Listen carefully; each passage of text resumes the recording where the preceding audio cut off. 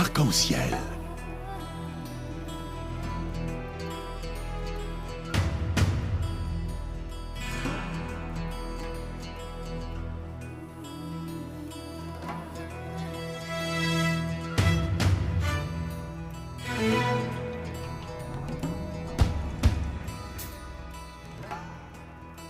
Arc-en-ciel, votre émission marocaine, chaque dimanche de 14h à 15h pour tout savoir sur le Maroc.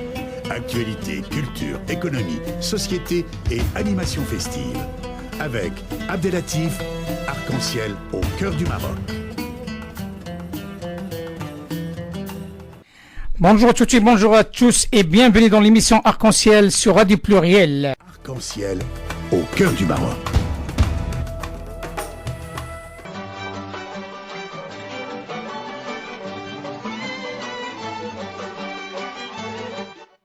Mesdames et messieurs, retour à l'antenne et comme ça a été annoncé lors de notre dernier communiqué concernant l'émission Arc-en-ciel de ce dimanche, le 11 juin 2017, et dans le cadre de la continuité de notre démarche d'éclairage sur l'état de lieu de l'islam en France et de France, nous allons donner la parole aux experts et cette fois-ci sur un dossier épineux concernant la gestion de l'islam sur la question de la viande halal et nous sommes heureux ce jour pour la deuxième fois de recevoir Monsieur Bernard Godard, un ancien chargé de mission au bureau des cultes du ministère à l'intérieur, chargé des relations avec le culte musulman, actuellement professeur à l'Institut catholique de Paris et chercheur associé au CESOR, Centre d'études en sciences sociales des religions. Monsieur Bernard Godard, bonjour.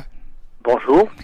Bienvenue dans l'émission Arc-en-ciel pour la deuxième fois et nous sommes heureux de vous recevoir pour une deuxième fois et cela tout simplement dans le cadre d'améliorer le débat sur les dossiers qui sont en relation avec l'islam de France et nous avons choisi ce dimanche le volet de la viande halal, un domaine que vous connaissez parfaitement et nous souhaitons avoir des clarifications et en même temps une analyse réelle sur ce dossier qui, jusqu'à maintenant, un dossier très tabou. D'accord. Alors, ma première question, Monsieur Godard, est la suivante. Afin de soutenir la chose et de clarifier à nos aimables auditeurs, pouvez-vous nous donner un aperçu historique sur la question du halal en France, sa nécessité, son développement et ses acteurs? Oui. Alors, le halal, au début des années 70-80 surtout, ça a été l'affaire de communautés musulmanes qui voulaient avoir accès à de la nourriture halal, de la viande qui venait d'animaux abattus rituellement. Et c'était ce qu'on appelle le commerce ou des circuits de proximité. C'est-à-dire que les gens avaient, dans les entours de grandes villes, il y avait des fermes autour de Paris, autour de Bordeaux, autour de Lyon, où des endroits où des fermes où ils connaissaient des paysans, ils pouvaient aller se fournir. Il y avait un abattage local, ce qui était autorisé. À l'époque, il faut voir aussi que la législation en matière d'abattage était encore relativement laxiste, c'est pas le mot, mais enfin disons relativement libre. Et voilà, ça a été commencé comme ça. Et puis on commençait à se mettre en place aussi des points de vente halal, de commerçants. Donc beaucoup de si vous voulez, de détaillants de ces commerçants étaient d'origine marocaine, par exemple. Et voilà, ça s'est mis en place. Et pendant longtemps, les gens s'adressaient à leur commerce de détail du coin. C'était uniquement sur la viande halal, alors sur la viande bien sûr. Et ce qui est intéressant, c'est que c'était finalement une demande au fur et à mesure. Ces petits détaillants ont commencé par vendre des produits orientaux, des olives, des produits divers, des feuilles de briques, enfin des choses comme ça. Et voilà, on restait quand même dans un circuit commercial classique. Voilà. Et surtout, ce qui était important, c'est que ça avait la confiance des consommateurs musulmans, des familles, parce que c'était des gens qu'ils connaissaient, dont ils savaient que les circuits, ce qu'on appelle un circuit court, et des gens qui allaient chercher la viande pas très loin, etc. Et puis seulement à partir des années 90, s'est développé effectivement dans beaucoup de domaines et dans celui du halal, commerce beaucoup plus globalisé au niveau national, et donc du coup, ça a réveillé les appétits des grandes surfaces, des grandes enseignes, qui ont dit, bah là, il y a quand même un marché qu'on devrait exploiter. Bon, il y a eu aussi le marché de la certification, c'est-à-dire que même si les gens avaient la confiance avec le boucher chez lequel on allait se fournir, au fur et à mesure du temps, beaucoup de boucheries se sont créées, et les gens se sont dit, mais bon, bah, est-ce que c'est sûr, est-ce que c'est pas sûr? Et donc sont nés aussi les organes de certification. D'accord? Exact. Voilà. Alors, voilà, on est dans les années 90. Et dans les années 90, il y a eu d'abord un premier phénomène important, c'est que monsieur Charles Pasqua, qui était ministre de l'Intérieur, a dit en 1994, écoutez, le financement de l'islam de France, c'est un peu partout, etc. Ça serait bien qu'on fasse comme les Juifs, comme l'exemple juif, qu'on crée une taxe halal, voilà, dont serait, qui serait donnée à l'organe central du culte, qui ensuite redistribuerait les bénéfices accrochés à cette taxe. Bon, c'était une vision fausse, car on est au centre de la question. Exactement. Au vrai centre de la question. Le halal, ce n'est pas le kasher. Ça n'a rien à voir. Le halal, vous le savez, le halal n'est pas une viande sacrifiée, c'est une viande qui effectivement est satisfaisante, qui vient d'animaux qui effectivement selon certaines règles, etc. Mais la règle de l'abattage, à part le fait qu'effectivement que ce soit un musulman, en pays musulman, il n'y a pas de règle particulière d'abattage, si vous voulez, à part l'égorgement, etc. Je passe les détails, si vous voulez, mais il n'y a pas un caractère religieux. Bien sûr. Alors que chez les Juifs, il y a un caractère religieux. Ça peut être un cas accompli que par quelqu'un qui a été religieusement investi par une structure religieuse. Vous voyez, il y a une différence essentielle. Et du coup, on ne pouvait pas, si vous voulez, dire aux musulmans, dire mais comment ça se fait, mais pourquoi parce que nous on sait quel est notre boucher, on va pas. Donc vous voyez qu'il n'y avait pas, si vous voulez, beaucoup de musulmans au début n'ont pas tellement compris ce que ces organes de certification voulaient dire. Mais en revanche, les grands abattoirs, si vous voulez, dans la suspicion qui commençait à se mettre en disant oui, mais ça vient pas d'un abattage de quelqu'un de proximité qui a été dans une ferme, ça vient d'un abattoir normal. Alors là, le doute s'est installé. Si c'est un abattoir normal, par qui ça a été abattu, selon quelles règles, etc. Donc on commençait à apparaître effectivement l'histoire de la confiance dans le halal. Et à ce moment, les abattoirs ont compris qu'il fallait qu'ils aient des organismes de certification. Donc du coup, il fallait qu'ils aient des organes de certification qui soient accrochés pour que la viande qui était diffusée par les abattoirs soit crédible. Voilà. Et du coup, on a vu apparaître des premiers organes de certification. Mais en tout cas, la tentative de Charles Pasqua en 1994 d'attribuer à la mosquée de Paris ce monopole, ça a buté sur ce que, effectivement, vous vous doutez, qui est arrivé, mais qui arrive tout le temps, c'est que les semi-grossistes, qui étaient beaucoup des semi-grossistes algériens liés à par exemple, à Rungis, à l'environ de Paris, c'est intéressant parce que, dans le fond, quelle obligation ils avaient vis-à-vis du culte, vis-à-vis de la mosquée de Paris? Aucun. Donc ils ont voulu s'emparer de cette certification de ce sans avoir à payer de taxes vis-à-vis de la mosquée de Paris.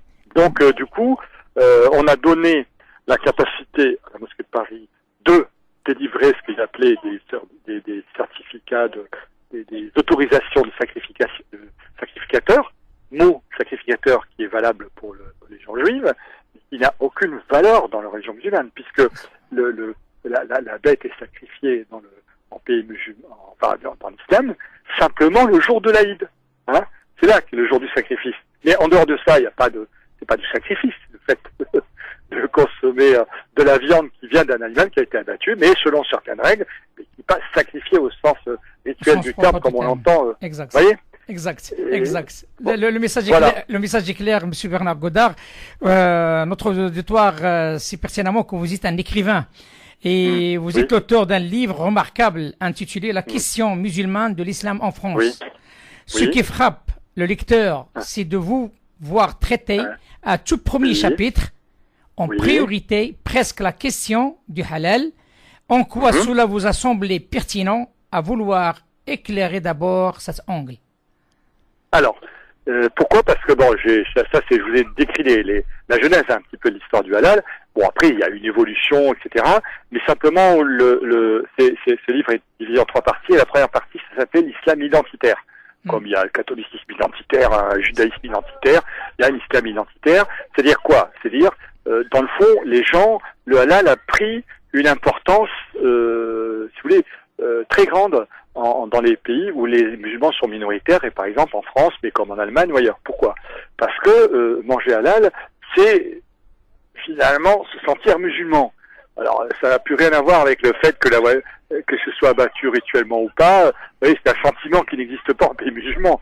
On réfléchit pas à aller chez le bon boucher ou le mauvais boucher pour savoir si, voilà, il a acheté sa viande ou il a acheté sa viande, c'est naturel. Mais, si vous voulez, de fait d'avoir installé une espèce de filière de confiance, etc.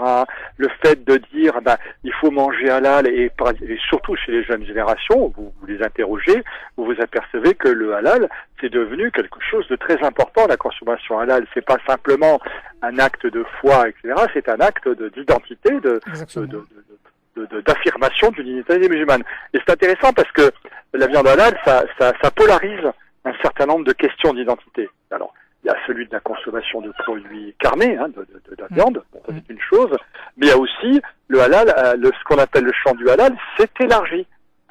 C'est élargi à la cosmétique, à un tas de domaines qui a pris, maintenant le mot halal d'ailleurs est devenu un mot valise qui ne désigne pas uniquement des produits de consommation de bouche, mais qui désigne aussi tout produit de consommation. Là j'ai vu récemment, il y a un Uber halal, il y a un Airbnb halal, et vous voyez ce que je veux dire, c'est que c'est une manière d'affirmer son islamité de manière identitaire. Bien sûr, ça n'a pas grand-chose à voir avec le culte, mais c'est dire, voilà, et c'est pour ça que j'ai consacré peut-être beaucoup plus d'attention à la question du halal, dans le sens où c'est un phénomène identitaire. Voilà, Justement, donc c'est bien clair parce qu'on on le constate actuellement, le mot halal est presque partout, donc on la voit partout. Ah bah oui.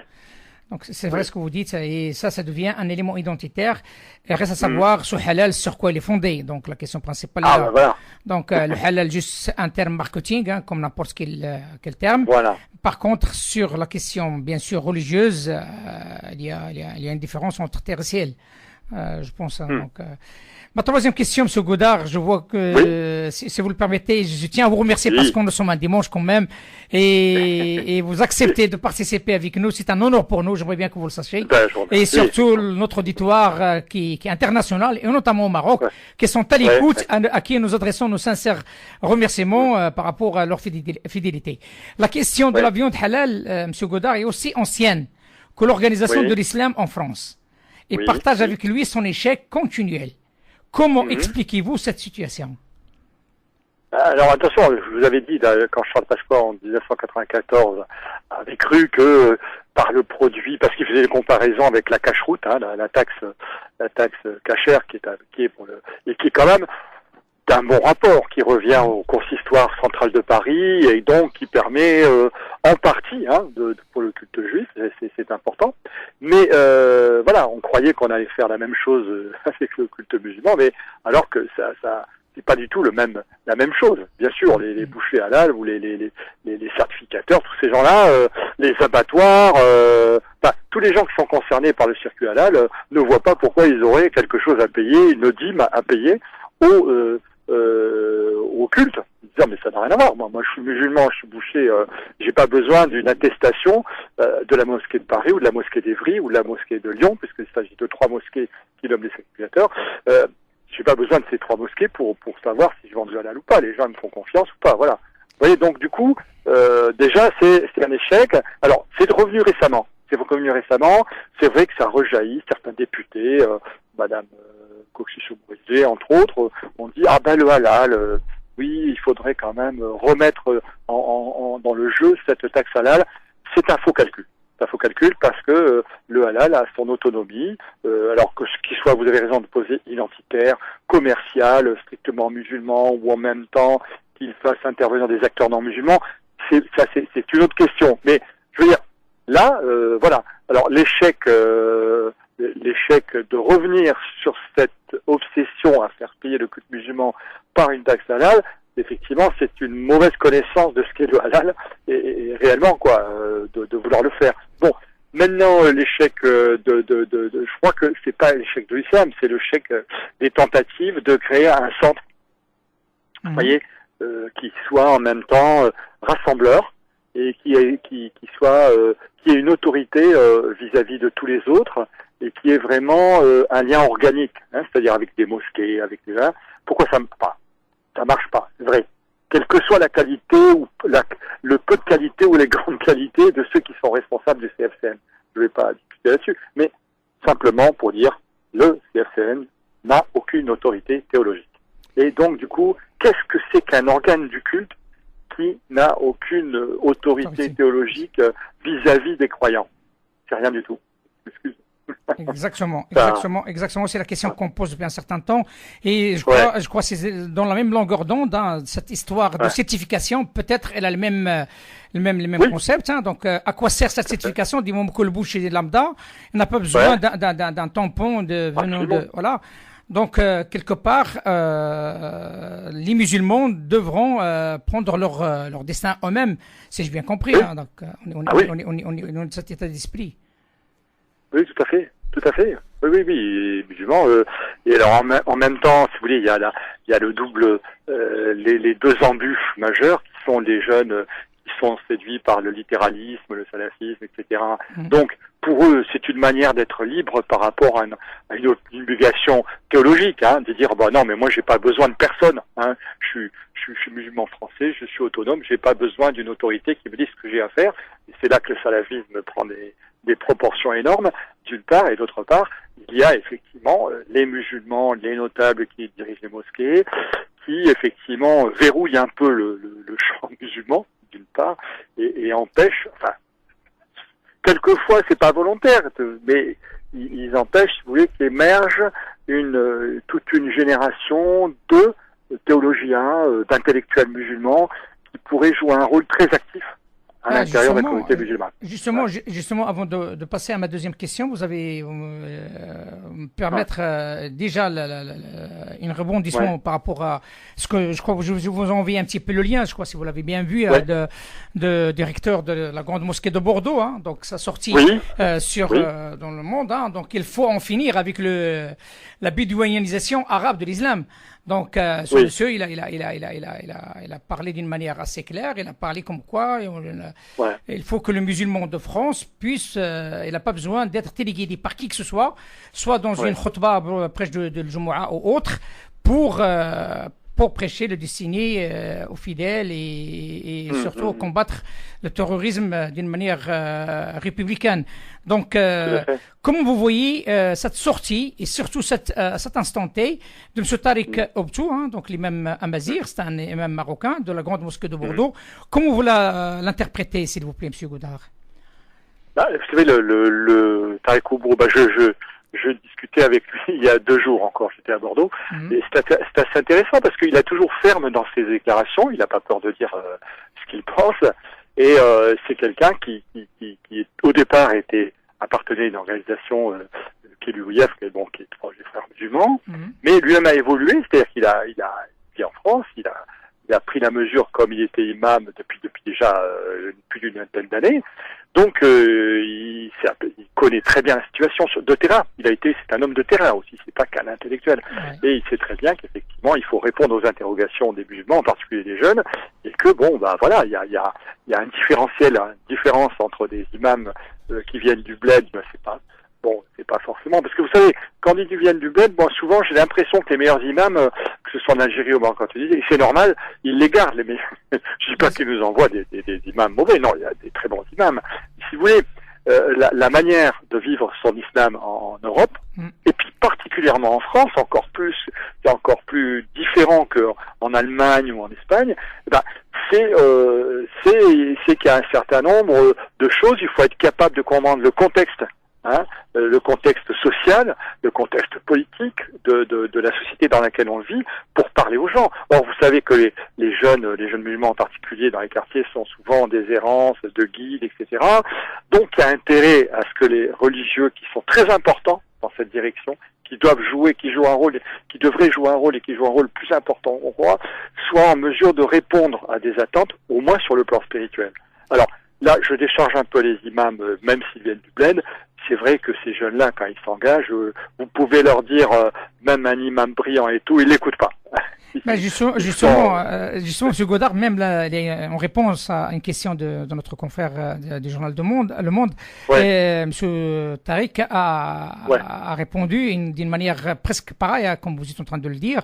Tout ce qui participe à l'islam folklorique, parce que là on parle de l'islam folklorique, donc de la visibilité à outrance, le propre de la religion, c'est la discrétion, la modestie et le travail intérieur et non l'exhibition. Il faut changer complètement le paradigme. Notre communauté est très jeune. Et ça rejoint ce que vous êtes en train de dire. J'entends essentiellement formé par des jeunes gens issus de cultures de religion musulmane. Donc, on est sûr du réel. Un homme qui parle de la réalité. Et ça, c'est le cas de M. Abdelatif Msebok, donc vous connaissez, qui parle de le même langage, donc c'est un petit peu le même langage, qui n'a pas besoin d'être téléguidé ou avoir des leçons de qui que ce soit. Et en même temps, c'est aussi l'apport de nos intellectuels, notamment M. Tariq, Ifraq et d'autres, donc qui essayent de montrer comme quoi il y a un capital réel entre théologiens et aussi intellectuels qui peuvent porter le drapeau de l'islam de France. Comment vous voyez cette richesse qui jusqu'à maintenant qui est mal exploitée? Si vous voulez, qu'est-ce qui s'est passé pendant, on va dire, ces 30 dernières années? C'est vrai qu'il n'y avait pas tout ce personnel, tous ces gens, tous ces jeunes. Donc du coup, et c'était normal, on allait voir, tout chercher au bled localement son imam.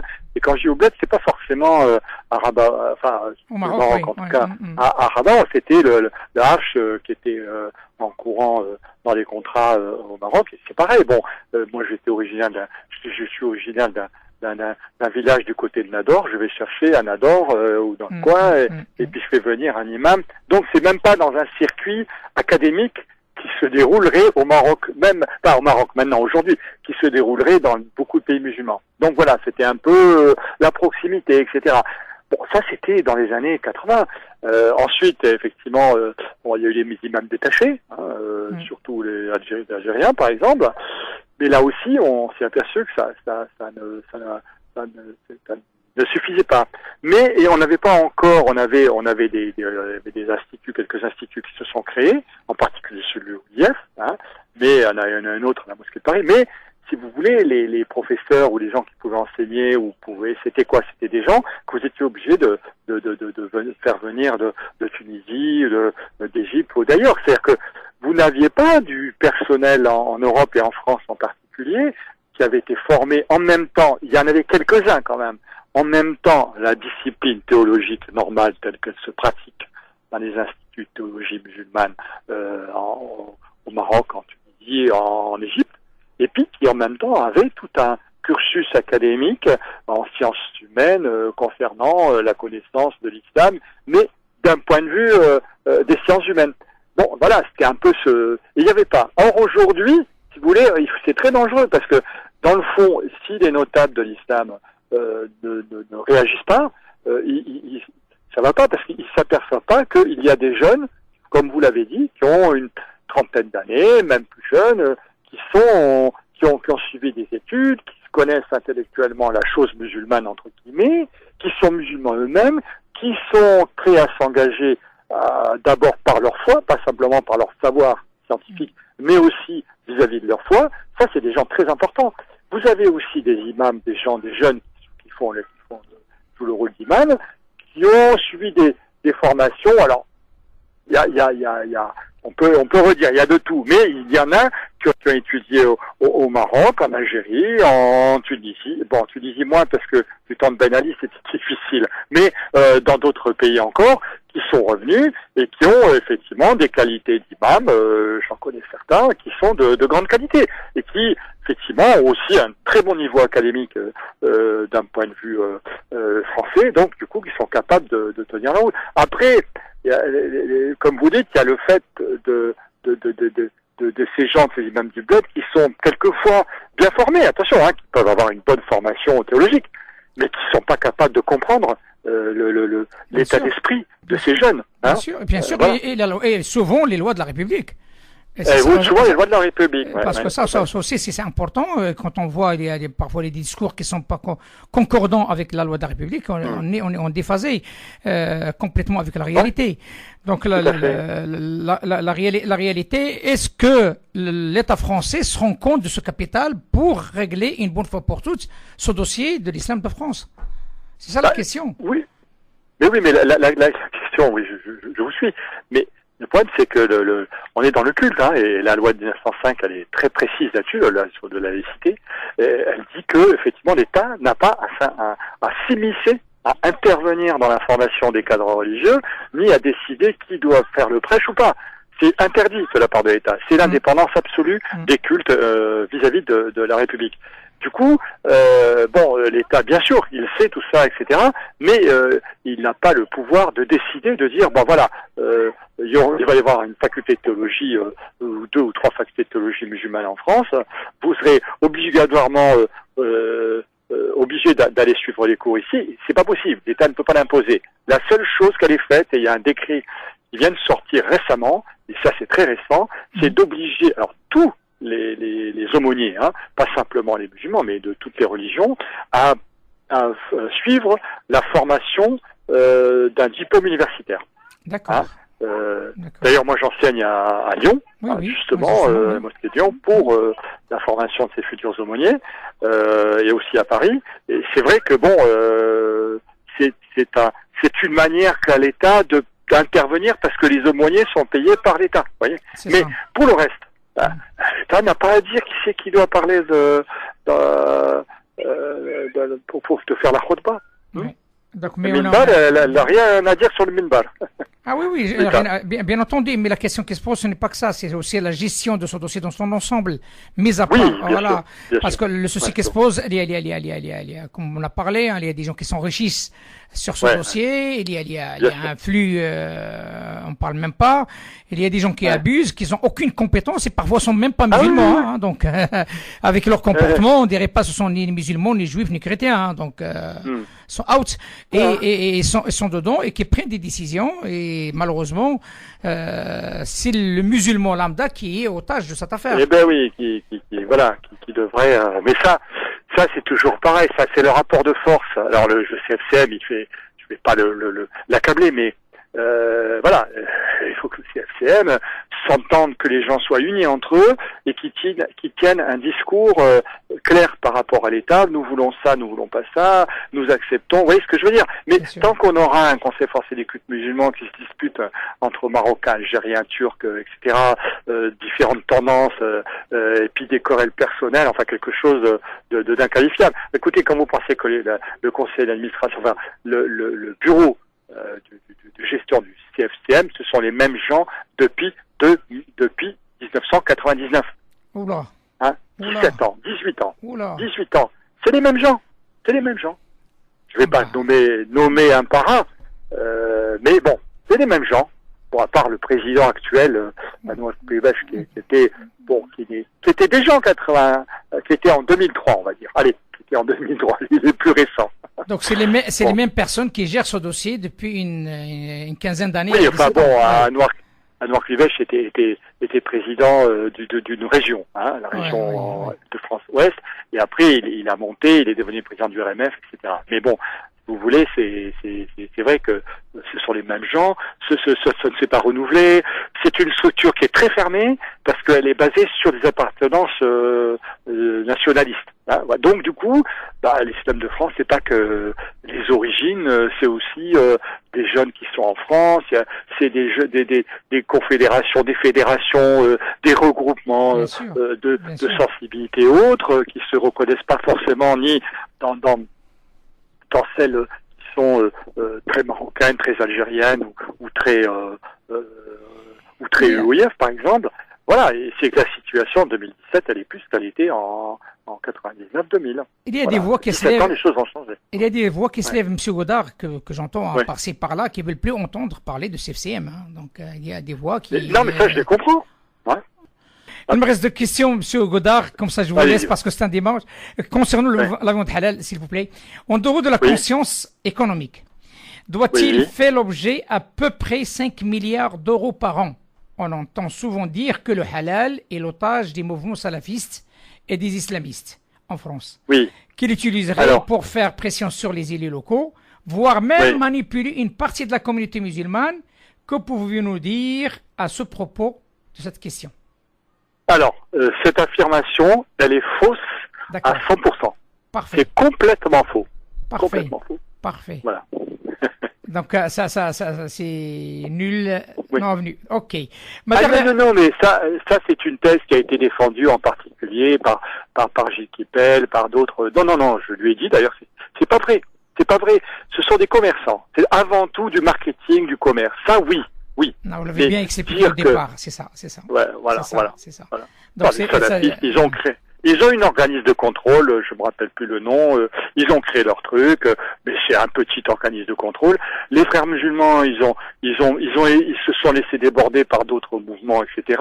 Donc, si vous voulez, alors il y a une confusion. Il faut savoir cette chose, c'est que le premier État qui a effectivement cherché à créer des circuits avec des abattoirs en dehors de leur pays, en Australie, en Nouvelle-Zélande, pour ne pas le dire, c'est l'Iran, dans les années 80, qui a essayé effectivement, d'envoyer des vérificateurs, etc. C'est le début, si vous voulez, de l'implication des pays musulmans pour dire, mais il faut savoir ce qu'on achète, est-ce que c'est vraiment halal ou pas, voilà. Donc on est vraiment dans une guerre commerciale tout court. Hein. Donc, tout à fait, c'est du commerce. C'est du commerce. Donc arrêtons de manipuler les gens. Le halal reste une question tabou et son dossier demeure encore fort mal géré. J'entends par là le contrôle dont il est l'objet de la part d'une poignée de référents obligés, sans possibilité de démocratisation de la chose. Le fait que plus ou moins 80% de viande dite halal ne l'est pas, donc on est en train de le confirmer, sans parler de l'épais brouillard qui enveloppe la question de sacrifice rituel, etc. À votre avis, M. Godard, comment sommes arrivés là?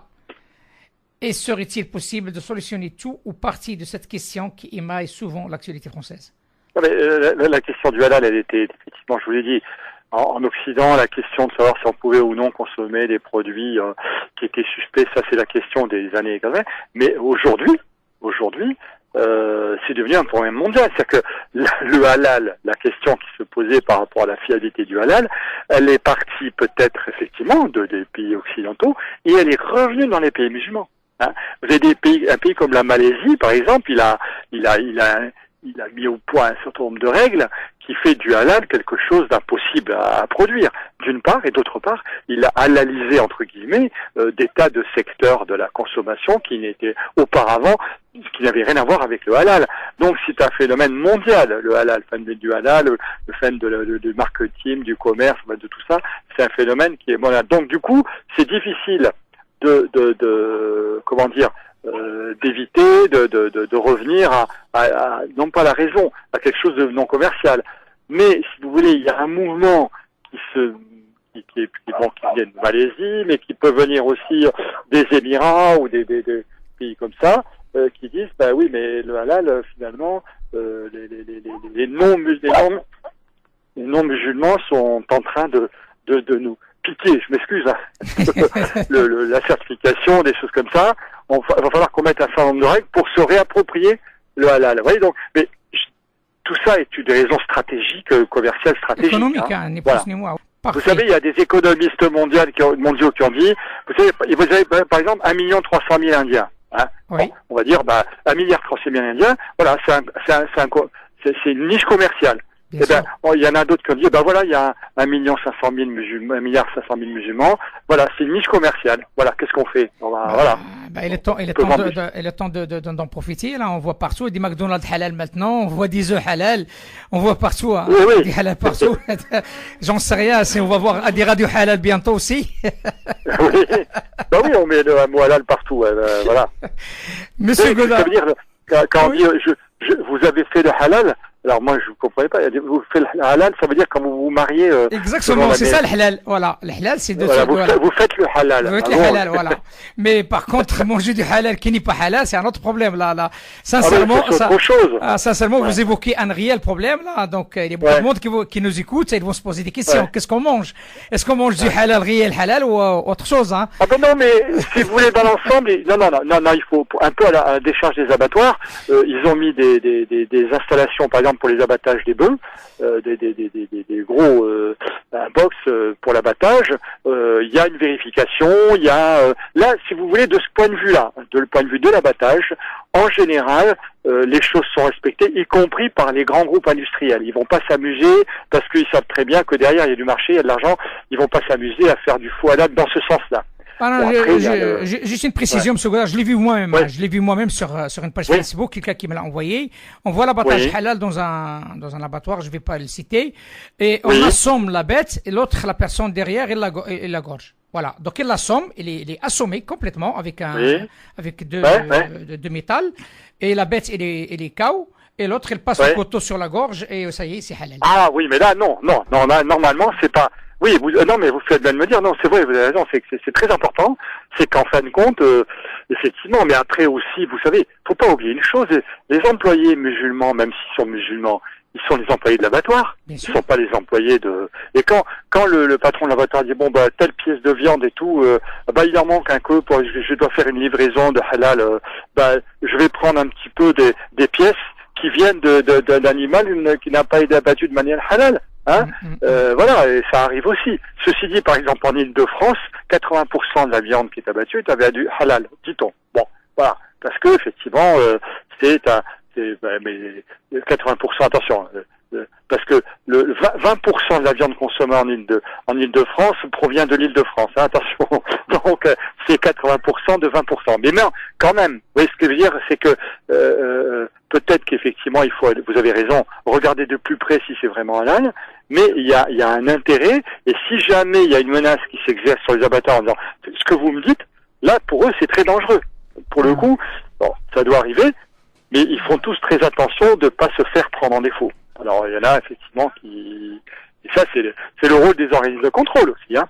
Eh oui. Soi-disant contrôle. Soi-disant contrôle. Et là, c'est encore une autre histoire.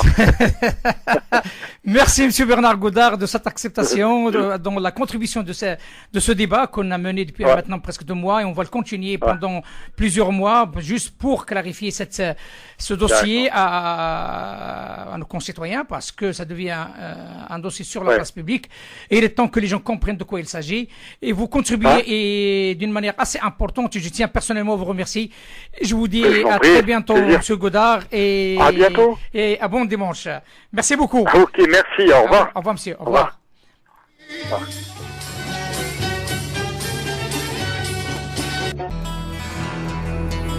Arc-en-ciel.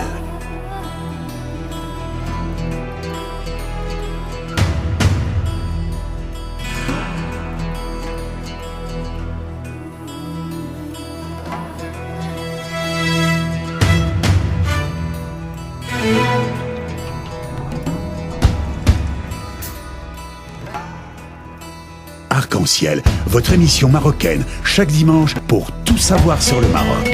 Actualité, culture, économie, société et animation festive. Avec Abdelatif, Arc-en-ciel au cœur du Maroc.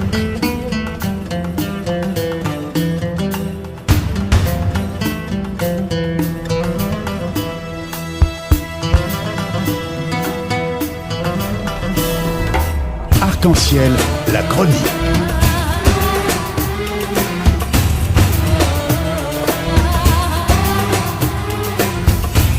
Arc-en-ciel, un fait.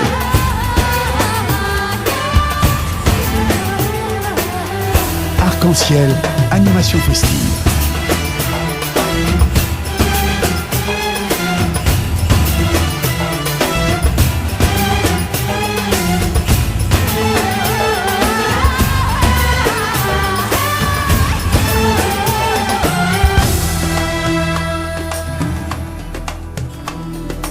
Arc-en-ciel, au cœur du Maroc.